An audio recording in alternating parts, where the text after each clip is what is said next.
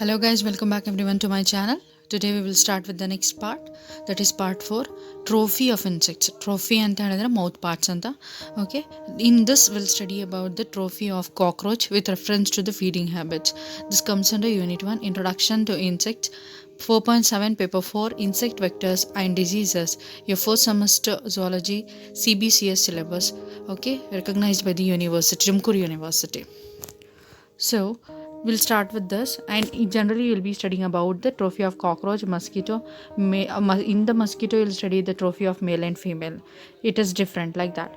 Okay, housefly, honeybee and butterfly with reference to feeding habits. And here we'll start with, okay, introduction.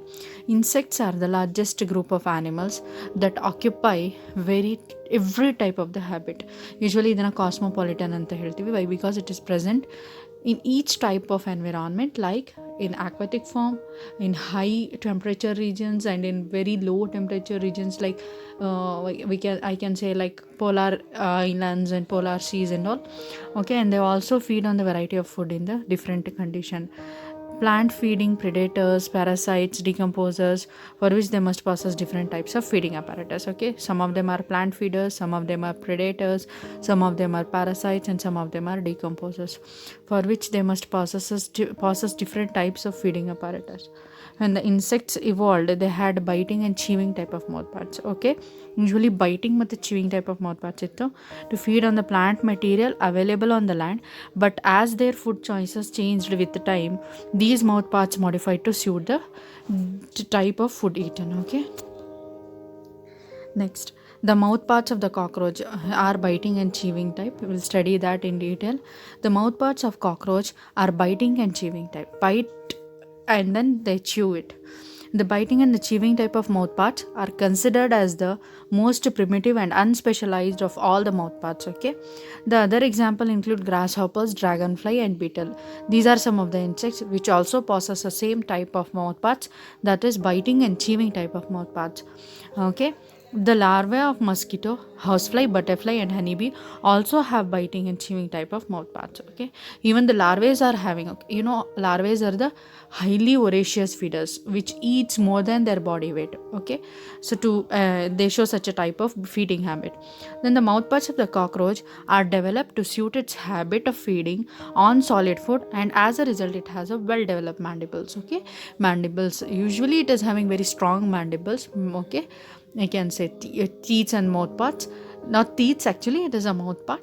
Why? Because it usually feeds on the solid substances. Okay, then the following is the structure of each of the mouth parts. Here you can see all the components of the mouth parts are present without any modification. There is no modification, just as such there are mouth parts. And these mouth parts help the cockroach to bite and chew on the hard stuff and consume soft stuff, and also lap upon the liquids. Okay, they usually lap upon the liquids. Okay, and then hard, soft stuff, hard stuff, and liquid, they feed on all these three aspects. Okay, the mouth parts also include labrum, mandible. Okay, labrum usually is a upper mouth part, mandible is a lower mouth part, and a pair of first maxillae, labium, and hypopharynx. These are the different mouth parts. We'll study one by one in detail. Labrum, the mouth part is covered by labrum. It is known as upper lip. Actually, I said you it is upper mouth part or upper lip. This labrum is attached to the clypeus. Okay, the labrum bears gustatory sensilla on its inner surface. Okay, gustatory anta helidre, it is used to sense the taste of a food. Okay, that is present here in the place of, in the place of labrum. Labrum helps in tasting and also handling the food. Okay, then you can see this labrum, and here it is having a sensory, this blue color, here 3, you'll have a seat. Okay, then next mouth part is mandible. These are a pair of triangular, hard, unjointed, stout, chitinized structures. The mandibles are located on either side of the mouth behind the labrum. So ನಿಮ್ಮ upper lip ಹಿಂದ್ಗಡೆ ನಿಮಗೆ you will be having these mandibles. Okay, they are dentate means having teeth along their inner margins and are masticatory in function. Okay, and they have a teeth on the inner margin, and they are helpful for mastication, okay, cutting and churning of a food. These mandibles are provided with two pairs of muscles, namely adductor muscles and abductor muscle, okay.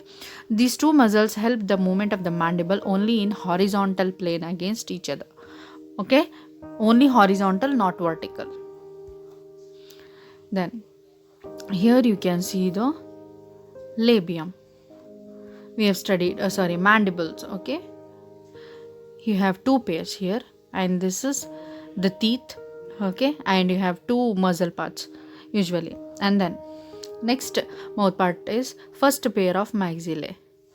So here a pair of first maxillae is located behind the mandibles on either side of the mouth. The first maxilla has two basal segments called as chordo and stipes. Chordo is attached to the head capsule and stipe is attached to the chordo. The stipes have 5 segmented maxillary palp on its outer side. This palp is situated on a small scleroid called as palpifer. Inner to the palp, there are two chitinous lobes, namely laciniae and galliae, which are attached to the stipes here. Okay, to the stipes, these two inner palps will be attached. The maxillary palps are used for cleaning the antenna. It is having very long antenna, and that is cleaned by this particular palps, and also the front pair of the legs usually. Okay, then these are maxillae, here you can see, and this is a maxillary palp which is used to clean the antenna and the front legs. Okay, and these are the stipes, and these are the two muscles, gallia and chordo. Okay, this is attached here, you can see lacina and palpifer. Okay, next labium. Labium is formed by the fusion of the second pair of maxilla. It is also known as lower lip. Okay, the basal segment of labium is called as postmentum. Labium includes two segments, namely broad triangular submentum and triangular mentum. Prementum is present in front of the mentum. Prementum is formed by the fusion of two stipes, two pieces of the mouth parts, and it bears a small scleroid called as palpigere. Each palpigere has a 3-segmented labial palp. Okay, then at the distal end, prementum bears a pair of paraglossae inner to the labial palps. A pair of glossae is present between paraglossae. The paraglossae and the glossae together constitute ligula. This is labium, okay, and this is submentum, this is mentum, and this is prementum, and this is paraglossae. Okay, here again, and this is glossae. This is labium palp, again used for the cleaning purpose, and this is palpigere. Okay, next, hypopharynx. It is a chitinous grooved and rod like structure found hanging into the preoral cavity, mouth cavity. It is usually hanging towards the mouth cavity. It is also known as ligula or tongue. Okay, it is functioning like a tongue as it is hanging. Okay, and then hypopharynx divides the proximal part of a preoral cavity into larger cibarium and posterior salivarium. The salivary duct opens into salivarium at the base of the hypopharynx. This is hypopharynx, and here you have a salivary gland. You know the function of a salivary gland. It is used to secrete a saliva. And the process of feeding. Cockroaches salivate food outside the mouth cavity before cutting it with the mandibles. Okay. The maxilla transport food into the cibarium, where the hypopharynx is involved in transporting it between the grinding mandibles. Okay, it is taken inside and then it is crushed. The crushed food is sucked into the pharynx via dilation. Okay, then what is the food?